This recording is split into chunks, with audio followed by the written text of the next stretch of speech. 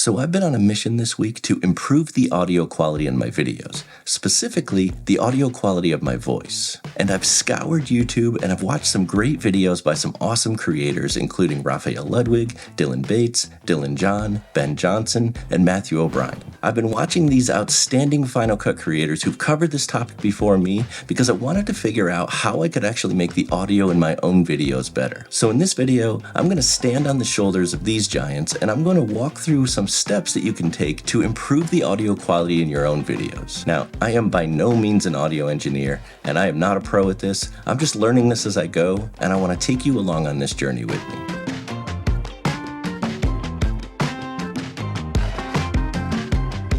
Now, the first thing that you want to take into consideration when you're doing any kind of audio with your video is you want to try to get the best audio you can get in camera or in microphone or whatever system you're using to actually do the recording. Because if you can get a good, clean audio sound before you have to go to post, get it in camera, get it in some sort of recording system, however you're going to record your audio, ultimately that's the goal, because the less that you have to actually correct and post, the better. So for me, I'm using a Shure MV7 microphone. It's right over here. Actually, it's kind of picking up all of this audio. A lot of times I'll actually also use the DJI Mic 2. It's a really good mic. It's one of my favorite mics. That and the Shure MV7. The Shure MV7 is actually going through an Elgato Wave XLR interface going into the computer. Those are the things that I'm actually using to record the audio for my video. And one of the interesting things is that for YouTube videos especially, like the quality of the video is not as important as the quality of the audio. So you want to make sure that you have good audio, because even if you're watching the best quality video,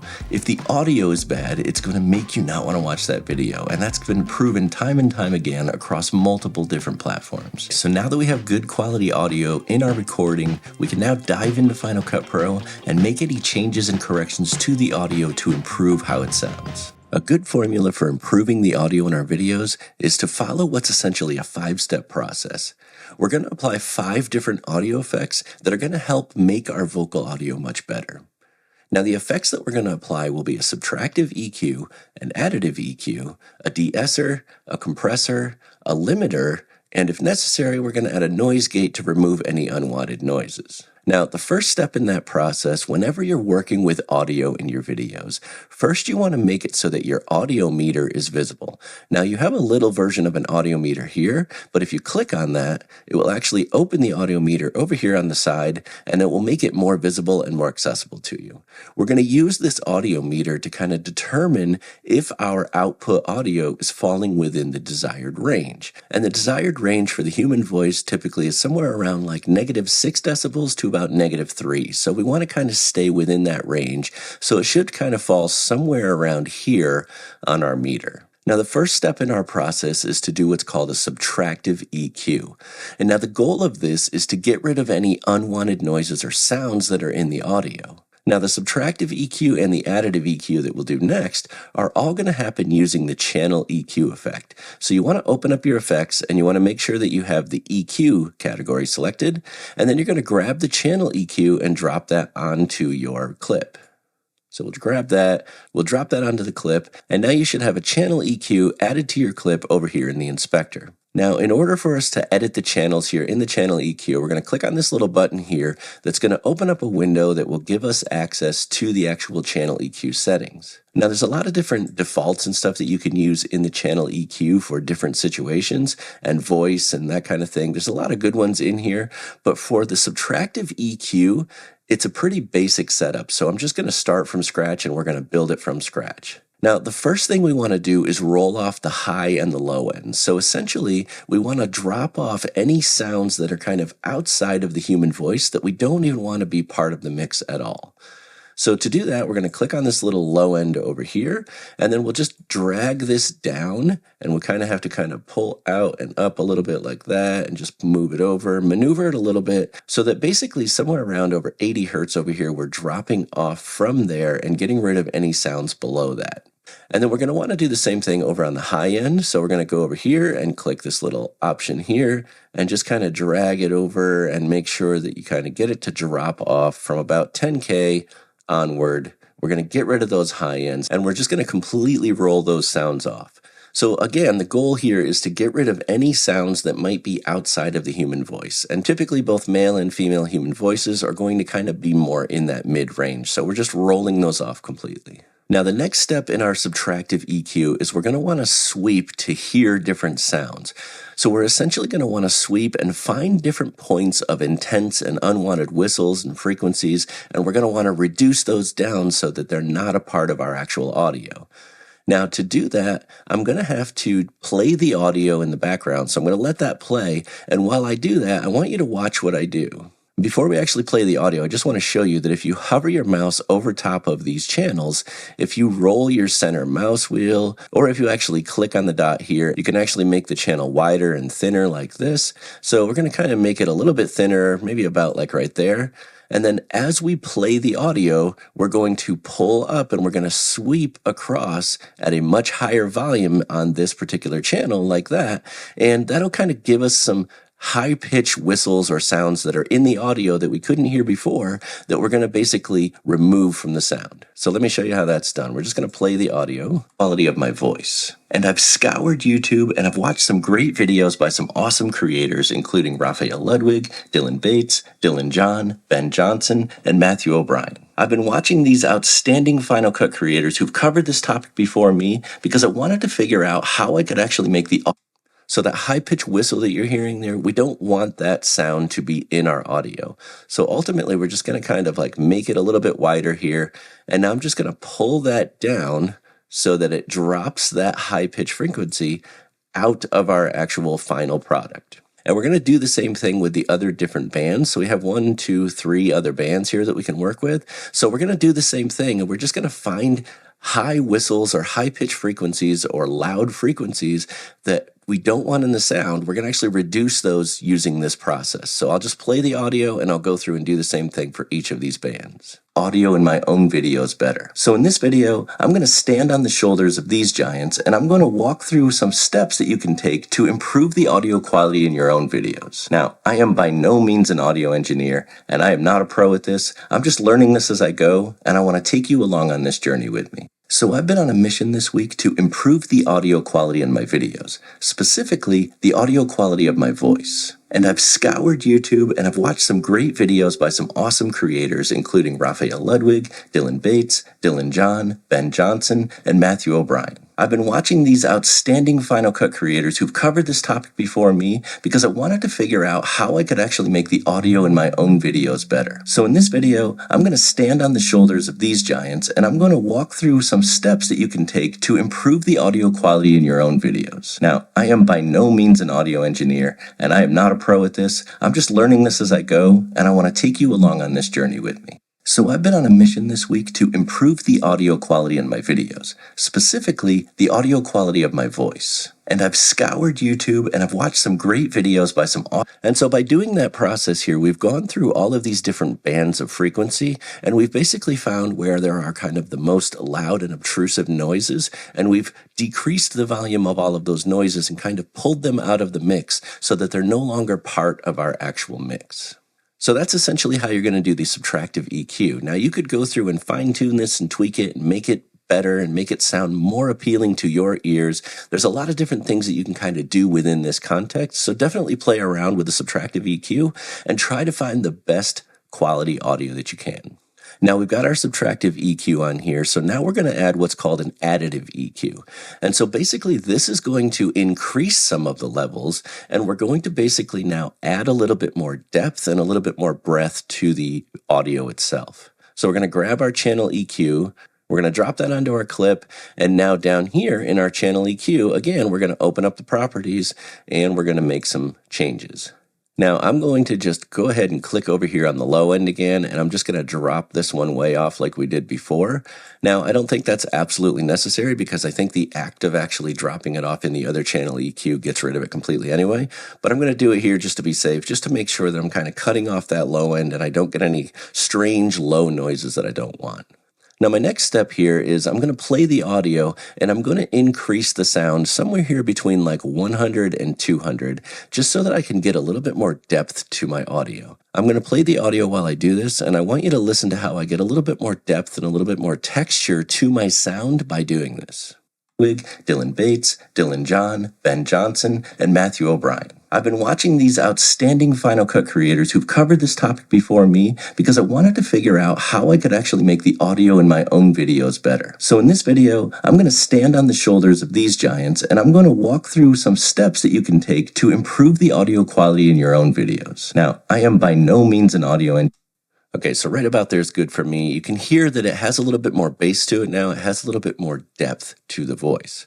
And now I want to do the same thing up here on the high end. I basically want to take this high end up here and I want to increase it up to basically add a little bit more air and a little bit more breath to the voice. So I'll play it and listen along.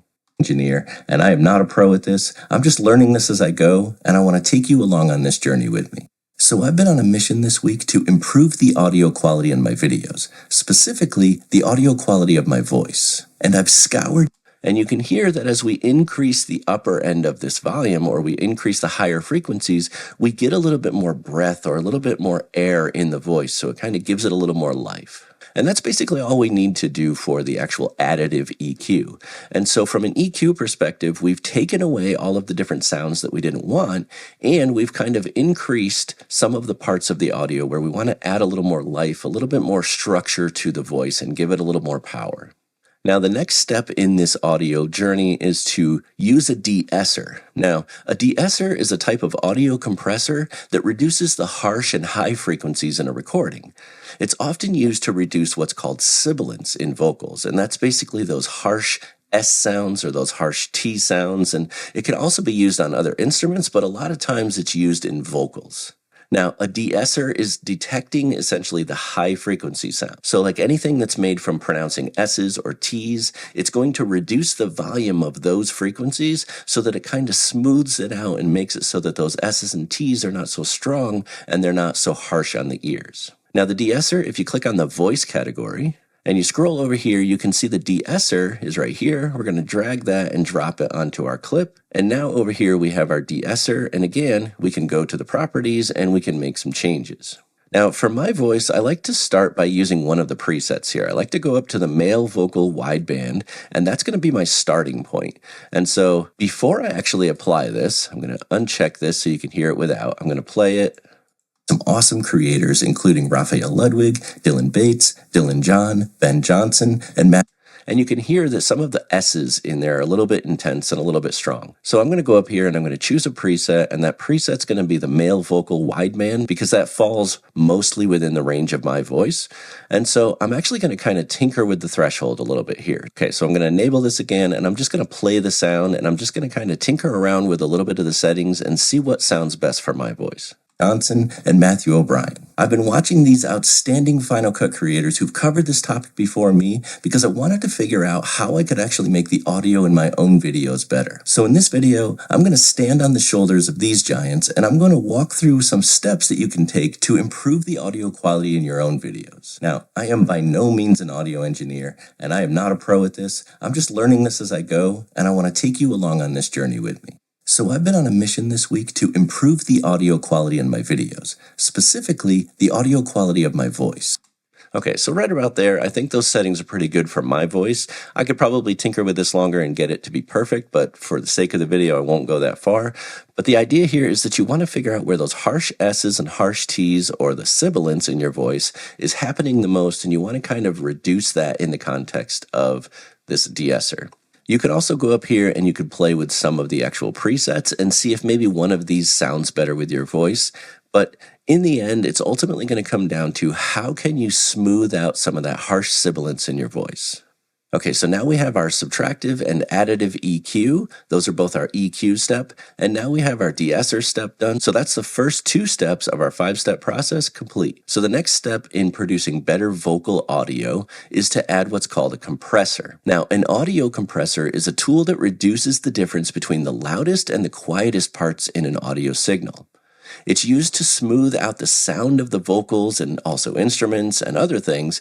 It's essentially constraining the volume of the sound so that it makes sure that the sound doesn't get too loud and doesn't get too quiet. So for us to add a compressor here, we're going to go up to our levels category, and then we'll scroll up here to the top, and then we're just going to grab the compressor and we're going to drop that onto our clip. And you can see over here, if you look at the waveform, that the waveform's actually got a little bit taller over here. So it's added a little bit of volume to our vocals. Now, if we play that, you can hear. So I've been on a mission this week to improve the audio quality in my videos, specifically the audio quality of my voice. So the actual volume of our audio has gotten better, and it's actually compressed down the loudest and the quietest parts so that they're kind of not so quiet and not so loud, that they kind of fall within a specific band. Now, we can actually change some of the settings for the compressor by clicking on this little option over here. And that's going to open up our compressor options. Now, the compressor, when you look at it the first time, is pretty daunting to look at. But as soon as you start to understand what all of these different things do, then it will start to make more sense, and you can kind of use it to your advantage to make your audio sound better. The first thing I want to talk about in the compressor is the threshold. Now, the threshold on a compressor is the level at which the compression begins to be applied to an audio signal, and it's measured in decibels. So basically what happens is that when the audio signal is below the threshold, it's not compressed. And when the audio signal is above the threshold, the compressor reduces its volume by the ratio set, and that's this over here. We'll talk about that in a second. So a lower threshold compresses more of the audio, while a higher threshold only compresses the loudest parts. Now, in our case, a typical setting for a good human voice is to basically go somewhere around like 20 decibels. So we're just going to set that to 20 decibels and leave it there.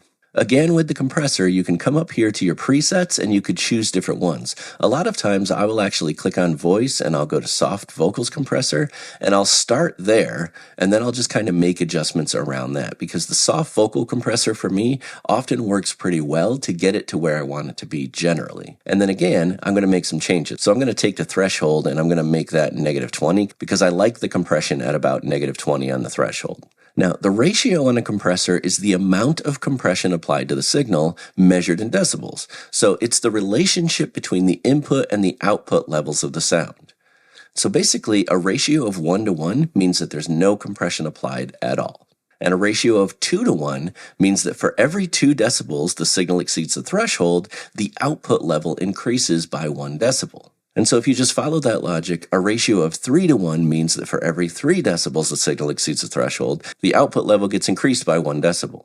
And so essentially, a ratio of 3:1 is considered a moderate compression, ratio of 5:1 is considered medium, ratio of 8:1 is considered strong, and a ratio of 20:1 would be considered really high or a limiting ratio. In our case, a ratio of somewhere between like 3:1 to 4:1 is a good ratio for the human voice. And so I'm going to kind of adjust this. We'll make it like 3.1:1, and that'll be our ratio going forward. Now, the makeup over here, in the context of audio compression, the makeup refers to the makeup gain, which is essentially the output gain applied to a compressed signal to compensate for the level reduction caused by the compression process. And so effectively, it's bringing the overall volume back to a similar level as the uncompressed signal. And so it allows you to adjust the volume after the compression's occurred to match your desired level. And so if we kind of take a look over here, if we play our audio, remember that our audio we want somewhere between -6 and -3. So if we play this, audio quality in my videos, specifically the audio quality of my voice. And I've scoured YouTube and I've watched some great, you can see that it's already actually falling somewhere between there. So I don't think we need to add any makeup gain at all to this. So we're going to leave it like it is. Now, if we take a look at what's called the knee down here, the knee in compression is the setting that determines how quickly a compressor compresses a signal that passes a certain threshold. And so the knee setting affects the transition from uncompressed to compressed. Now, there's 2 different kinds of knee, right? There's a hard knee and there's a soft knee. And so a hard knee setting compresses a signal immediately when it passes the threshold. And this is really good for something like vocals with quiet parts that lead to louder parts. Whereas a soft knee basically compresses the signal more gradually, and it's a setting that's good for smoother compressions. Now, the setting is called knee because the line on a gain reduction graph that shows when the compression starts reducing gain looks kind of like a knee when it bends and breaks, okay? So it's called knee for that reason. Now, the higher the value, the softer the knee. So a low knee value means that it will be a hard knee, and a high knee value means that it will be softer. Now, in our case, we typically want a soft knee for this human voice, and so we're going to leave that at 1. Now, the attack in compression is the time that it takes for the compressor to react to the signal that's exceeding the threshold. And this is typically measured in milliseconds. So now a fast attack means that the compression is going to happen almost immediately. So as soon as the sound crosses that threshold, it's going to compress immediately or very quickly. That's a fast attack. Whereas a slow attack means that the compression is going to increase gradually, which is going to allow for variations in the signal. So ultimately, you can kind of decide whether you want a fast attack or a slow attack. In our case, we want a fast attack. So I'm going to actually bring this down maybe to about like 10, something like that. And we can kind of listen to this. So I've been on a mission this week to improve the audio quality in my videos, specifically the audio. And that's pretty good. That's giving us kind of the depth and the volume that we need, but also making sure that it's getting compressed quickly when it crosses the threshold. And then finally, the release is a compressor setting that's controlling how long it takes for the compressor to stop compressing a signal. And this is also measured in milliseconds. And so basically what happens in compression is that the compressor will stop compressing when the signal falls below that threshold. The release phase begins when the gain reduction drops below the applied amount. And so after the allotted release time, the compressor stops turning down the signal and allows it to return to the original level. For us, I think a good release value is somewhere around like 400. So maybe I'll go with like 390 like that. And so basically that's saying that we have a quick attack, but a slightly slower release. And so that the compression kind of lingers a little bit. So we're going to play this. Specifically, the audio quality of my voice. And I've scoured YouTube and I've watched some great videos. And I think that sounds good. Let's close that, and then I just want to kind of compare what it sounds like with and without the compressor. I'm going to play it without the compressor first, so I'm going to uncheck this box over here, and then we'll play it without. Awesome creators, including Raphael Ludwig, Dylan Bates, Dylan John, Ben Johnson, and Matthew O'Brien. I've been watching these outstanding and you can hear that the compressor basically has like boosted the signal a little bit, and it's given it a little bit more strength, and it's compressed the high and the low volumes down into the middle. Okay, so we're almost there. We have 3 out of the 5 different parts that we need. The next thing that we want to add is an adaptive limiter. Now, an adaptive limiter in audio is a dynamic processing tool that's intelligently controlling the loudness of a signal. And so by smoothing out the peaks and adjusting the gain dynamically, it's basically allowing us to achieve maximum volume without adding any distortion to it. This is something that's often used in mastering, and it's basically keeping a consistent loudness across the entire track so that it doesn't get too loud throughout the actual audio. Now for us, we're going to be on that levels category again, and we're just going to grab the adaptive limiter, and we're going to drop that onto our track. And you can see now that it's basically set the levels pretty high. And now we have a lot of peaking over here, and I would imagine that in its current state, by just dropping it on here, we probably have some distortion. So let's play it for a second. Raphael Ludwig, Dylan Bates, Dylan John, Ben Johnson, and Matthew O'Brien. Yeah, and it's basically kind of a little bit too loud now, and it's kind of too intense. So we're going to control some of the settings in our adaptive limiter. Now, in the adaptive limiter, we basically have kind of 3 main settings here, right? We have a gain, we have an out ceiling, and we have a look ahead.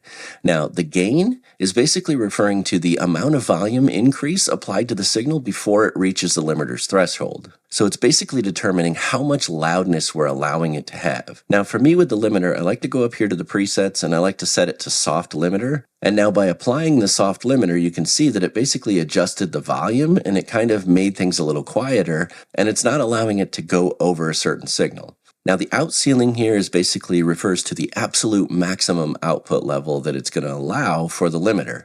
And so in this case, it's allowing it to go up to potentially 0 dB, which would be up here.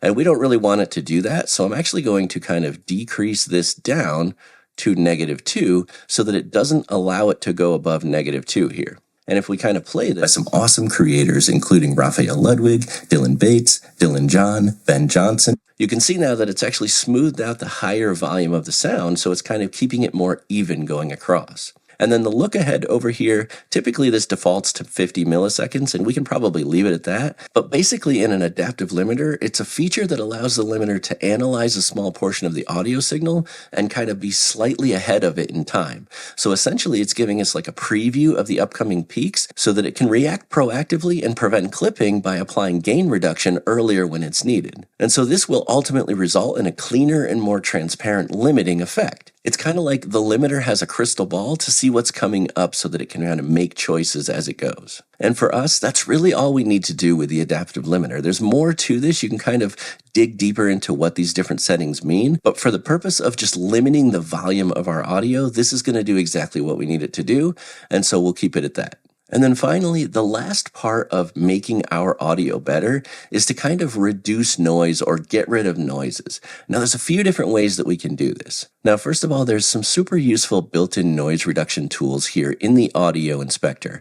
So if you scroll up to the top, we could actually check this noise removal, and that's just going to kind of remove some of the background noises as it can. So if we kind of play it through, specifically the audio quality of my voice. And I've scoured YouTube and I've watched some great videos by some awesome creators, including Raphael Ludwig, Dylan Bates, and you can see as I check and uncheck the noise removal tool that the waveform here kind of goes up and down. It elevates and it gets dropped down because removing the noise is basically taking out some of those low, quieter frequencies. And then having noise removal checked like that, Ben Johnson and Matthew O'Brien. I've been watching these is still allowing our audio to kind of stay in the range that we want it to. And so that's kind of a nice quick way to remove noise. Now, if that's not working, we can actually go down here to our levels category and we could grab a noise gate and we could pull the noise gate on and drop that on. And then if we scroll down and open up the options, we have some different options for noise gate. Now, the noise gate effect is ultimately trying to remove any ambient noise and breathing sounds or breath sounds. Now, the threshold is most of the time all you're really going to need to play with in the noise gate. And so in this case, we essentially want to keep the noise down below what would be like the breath sounds or the low sounds. So in order to figure that out, let's disable the noise gate for a second, and I'll kind of zoom in on here, and let's just kind of take a look at this. So you could hear that little breath that happened there. Let me scroll up, and so you can hear right here, you see that little breath that happens right there? That breath has a certain volume or certain decibels. So if you were to kind of play over that and just play it, you could see that that breath goes to about negative 31 decibels. So really what we want to do is kind of take our threshold here and we just want to play with it. We got to enable our noise gate first. And then we kind of, as we play with this, we want the noise gate to go below what that sound was. So like it'll gate it at below that. So we said negative 31 decibels. So if we took it down to negative 30, it's basically going to cut out things like that. So instead of hearing that breath, you can see that the breath was basically removed. And so that's kind of the trick here is you figure out where the noise is, at what decibels the noise or the breaths or the things that you want to remove. And then you just basically set it so that it's a little bit below that value and it will cut that out. Now you have to be careful with noise gate because if you set it too high, it's going to start to kind of cut out the actual voice and the audio. And so it kind of gets a little weird. So you have to experiment with what's actually going to work with noise gate for you. And the reason that I say that the noise gate is optional because there are times when you get good enough audio where you don't have noises. And sometimes the noise in the background adds to the actual atmosphere of the room. So you don't always necessarily want to remove that. And so in my case here, I don't think I'm actually going to remove the noise via that process right there. I think what I'm going to do instead is go up here to the top and I'm going to use an actual tool that's super useful in Final Cut Pro, especially when you're dealing with voices and cleaning up the audio of your voice. I'm going to use the voice isolation tool here. So I'm going to close our noise gate and I'm going to make sure that it's disabled, but I'm not going to get rid of it because in a minute we're going to save this and we're going to make this kind of a preset for the microphone that you're using. But I'm going to scroll up here and I'm going to check voice isolation. And this is kind of going to do a very similar thing, but it's basically going to isolate just the voice and it's going to help to remove all of those unwanted sounds. So if we play this, specifically the audio quality of my voice. And I've scoured YouTube and I've watched some great videos by some awesome creators, including Raphael Ludwig. And so you can hear that the actual voice isolation has removed a bunch of the noise in the background. Now, again, this was already a good recording, so it didn't have a lot of noise in the background. And for me, I don't like to absolutely get rid of all breath sounds because you lose the fact that a human is talking to you because obviously humans have to breathe, right? There is a natural cadence that happens when people breathe. And so I feel like sometimes you have to leave a little bit of the breath sound in to kind of help people understand that there is some cadence here. But that's just my opinion on how I actually handle audio. You might not like the breath and they might drive you insane. So if you want to remove them, use the noise gate down below. If you want to allow for just a little bit of it to remain, then the voice isolation might be a better way to go. And so that is basically the 5 steps to being able to create better audio. And now, if you've gone through this entire process, you might not want to have to go through this process every single time. And so the best thing that you can do then is to come down here to the bottom and you can click on the Save Effects preset, and then you can choose where you're going to save it. Now for me, I already have a category that I've named Emerald in here, but you can put it in whatever category you want, or you can create a new category. I'm going to put mine in my Emerald category, and then I'm just going to name this Shure MV7, because this will have to be done differently probably for different mics that you use. And so I'm going to name it the name of the mic, Shure MV7, and then I'll just say dash voice isolation like that. So I know that I'm using the voice isolation. It's my Shure MV7 mic, and then I can save this preset. So if you click save, now, if you go down to their category, you have your Emberden, and then I have my MV7 voice isolation preset now. And then in the future, all I have to do is drag this effect over to my clip like this and drop it on, and it will give me all of these effects that I've already applied here, and I don't have to go through and then do it all again. Now, when you apply this new saved effect that you have, you can just go in and tweak some of the levels and make it sound good for the audio that you're using. Now, that's ultimately all you need to be able to help improve the audio in your videos. We added a subtractive EQ to get rid of like those strange frequencies and sounds and whistles and things like that. We also added an additive EQ to help kind of boost those mids and help increase the highs to give it a little bit more body and a little bit more breath. Then we added a DeEsser. The DeEsser helped us get rid of that sibilance, those hard S's and hard T's, the things that we don't really want that are kind of like painful to the ears to hear or annoying to the ears. We also added the compressor, which is basically going to smooth out the sound. It's going to kind of make it so that it doesn't get too loud, doesn't get too quiet, that it stays kind of within a good band in the mid-range. Then we also added the adaptive limiter, which is essentially just keeping it from going above a certain volume and getting too loud. And ultimately, you want your final output to be somewhere between like -6 and -3 decibels. That's going to be kind of the ideal volume for a voice. And then finally, if you need it, not necessarily all the time, but if you need it, we added that noise gate, or we did some noise removal using Final Cut Pro, or another possibility was to use the voice isolation option. All of those things work really well to help remove any background noises that you don't want in your audio. And so, like I said, by standing on the shoulders of giants before me who've done videos about this subject, I have learned that through all of these different processes, I can help improve the audio in my videos.